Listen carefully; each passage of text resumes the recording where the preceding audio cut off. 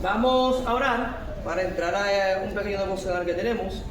Luego el pastor Osiris Pichardo tiene la parte central del día de hoy. Vamos a prestar atención, que esto sea para nuestro crecimiento espiritual. Posición de oración. Oramos. Dios que estás en el cielo, alabado y exaltado sea tu nombre. Señor, te damos gracias por darnos la gran oportunidad, Señor, de apreciar la lluvia. Estamos aquí en este lugar. Cada uno, Señor, de las personas que pertenecen a este ministerio, que pertenecen, Señor, a esta iglesia o están, Señor, en la militancia de predicar tu mensaje, te pedimos, Señor, que tú estés con ellos donde quiera que estén. Cuídalos, Señor, y protégelos. Aquellas personas que están siendo afectadas por el clima, por la lluvia, también, Señor, te pedimos que tú estés con ellos en estos momentos. En el nombre de Jesús. Amén. Para todos, atención, pueden sentarse. Gracias, Señor. Ok, como le dije, el devocional de hoy, dígame. Puede. El devocional de hoy no es tan largo. Estaba pensando si se nos daba el camino a Cristo, si se nos daba el libro que en verdad tenemos que estudiar para el Campory. El libro está digital y como yo le dije, me iba a dar una evaluación, pero la evaluación por situaciones de logística y del clima será movido. Pero no se preocupen que ahorita al final del turno voy a decir cuándo será el examen. El devocional nos saqué de aquí, del libro El Camino a Cristo, y es algo sencillo, fue una historia verídica que justamente sucedió mientras Jesús estaba aquí en la tierra. Usted lee la Biblia, como siempre le he dicho, desde Génesis hasta el Apocalipsis, y el protagonista principal es Jesucristo. No hay otros. Inclusive hay nombres de personajes emblemáticos o personajes principales de la historia que cuando fueron naciendo le pusieron un nombre. Su nombre tiene un significado especial que más adelante se lo voy a traer. Pero para que no quiten más tiempo al pastor Osiris, el devocional de hoy se encuentra en Marcos capítulo 2, en su versículo del 1 al 12. Marcos capítulo 2, versículo del 1 al 12. Dice lo siguiente: unos días después, cuando Jesús entró en Capernaum, corrió la voz de que estaba en casa. Se aglomeraron tantos que ya no quedaba sitio ni siquiera frente a la puerta, mientras él les predicaba la palabra. Entonces llegaron 4 hombres que llevaban a un paralítico. Como no podían acercarlo a Jesús por causa de la multitud, quitaron parte del techo de encima de donde estaba Jesús y luego de hacer una abertura, bajaron la camilla en la que estaba acostado el paralítico. Al ver Jesús la fe de ellos, le dijo al paralítico: hijo, tus pecados te son, ¿qué cosa? Perdonados. En mi versión dice: tus pecados quedan perdonados. Miren algo. Lo primero es que para alguien poder hacer eso, tiene que ser pana full de ese paralítico. Porque nadie actualmente, si no es por medio de un salario, ¿qué pasa? No te mueve. El camillero en los hospitales, en la clínica, te mueven es porque le pagan un salario. No es que si hay 30 gente que van llegando, él lo atiende a los 30 de manera voluntaria. Hay que pagar un salario y él tiene que saber para dónde lo va a dirigir. Lo primero es que cuando ellos llegan con su amigo, que son 4, más el que está acostado son 5, dicen: todo está cerrado. La puerta principal, la puerta secundaria, las ventanas, todo está lleno. ¿Qué vamos a hacer ahora? La idea es que como en ese tiempo no se construyó una casa como aquí, que vemos que está techada con concreto, que tienen zinc. Imagínense que en aquel momento estaba techada la mitad, como es aquí, mitad de zinc y mitad de bloque, de techo, cemento. Pónganse en la edad moderna, como estamos ahora. Sin embargo, ellos quitaron el techo de zinc y decidieron ponerse en una postura para cuando el amigo baje, el paralítico, Jesús en ese momento lo pueda ver. Mi pregunta es: ¿Jesús estaba dándose cuenta de lo que estaba sucediendo en el techo mientras él hablaba? ¿O solamente el paralítico bajó y Jesús dijo: oh, tus pecados te son perdonados y vete?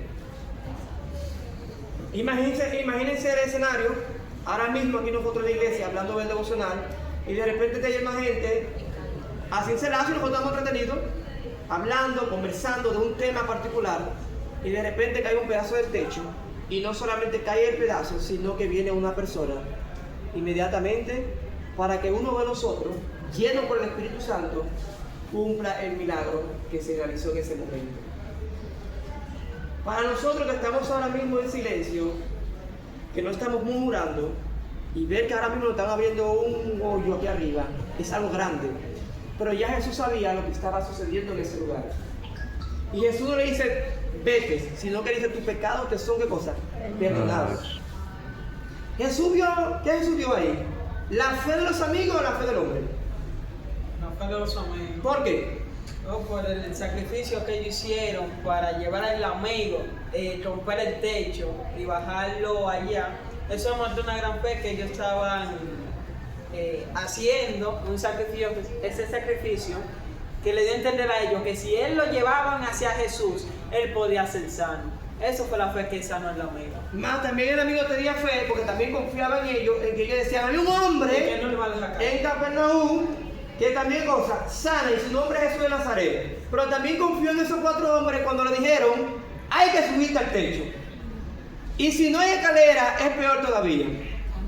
Hay que cambiarse uno la mata, otro la ventana, te vamos a subir, entonces de allá arriba te vamos a bajar.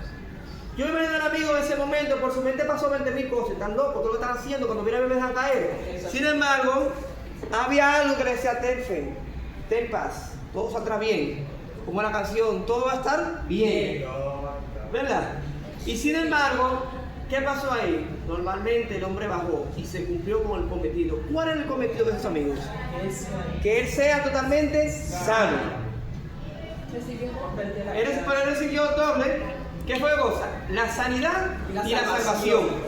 Porque encima de eso vinieron unos cuantos que estaban ahí. ¿Y quién era este hombre para decirle, tu pecado te son perdonados? Siempre hay un curioso, siempre hay un chivato, siempre hay alguien que opina de manera positiva y de manera negativa. Y también cuestiona lo que tú haces. ¿Y quién es este hombre que le dice tus pecados son perdonados? Me imagino en ese momento la multitud completa viendo el escenario, rompen el techo, bajan el hombre y Jesús no le dice sálvate, sino le dice tus pecados te son perdonados, coge tu camilla y lárgate. Y de una vez salta nosotros, ¿y quién es este para perdonar pecado? El texto me dice a mí, escuchen esto, y estaban sentados allí algunos maestros de la ley que pensaban, ¿por qué habla este así? Está blasfemando. ¿Quién puede perdonar pecados sino solamente Dios? En ese mismo instante supo Jesús en su espíritu que esto era lo que estaban pensando. ¿Por qué razonan así? Les dijo Jesús. ¿Qué es más fácil? ¿Decir al paralítico, tus pecados te son perdonados? O decir, levántate, toma tu camilla y anda. Pues ahora sepan que el Hijo del Hombre tiene autoridad en la tierra para perdonar pecado. Se dirigió entonces al paralítico y a ti te digo también, levántate, toma tu camilla y vete a tu casa. O sea, Jesús explica y ahí mismo le da respuesta a las preguntas maléficas que están formulando en ese momento y ahí mismo le tranca el juego. Esas personas, los sumos sacerdotes de ese momento, vivían bajo la ley, bajo los tiempos de Moisés, no bajo la gracia. Pero todo el que estudia la Biblia, principalmente el Antiguo Testamento, se da cuenta de quién es ese hombre que estaba hablando. Pero como Jesús no vino aquí a pasar de paño tibio a nadie, fue mal visto por esas personas. Y para el colmo eran los más estudiosos del momento. Sin embargo, los que decidieron seguir a Jesús eran personas que habían escuchado lo que se decía en la sinagoga y decidieron seguir a Jesús fue por fe. Otros por los milagros. Otros porque no querían estar en su casa, porque la verdad hay que decirlo. Pero aquellos que siguieron a Jesús por fe hasta el final, hasta después de la muerte, fueron los que se encargaron también de predicar el mensaje de todos los lados, dar fe y testimonio de lo que estaban diciendo los apóstoles, que era verídico también. Esa historia, de la historia del paralítico, nos muestra a nosotros cómo nosotros podemos llegar a Jesús. ¿Qué significa Jesús para nosotros? ¿Qué papel juega Jesús en nuestra vida? En ese momento sanó al hombre, pero primero dijo, tus pecados te son perdonados. Quiere decir que por medio del pecado tú tienes lo que tienes hoy en día. Pero la fe fue tan grande que movieron mares en tierra para que ese hombre baje. Pero yo me imagino que los 4 amigos, al ver el milagro, también ellos creyeron y decidieron seguir a Jesús. No es lo mismo escuchar que ver. Por eso hay algo que dice, ver para creer. Y ese hombre, dice la Biblia más adelante, tomó su camilla y se fue. La Biblia no da explicación de qué pasó con sus amigos.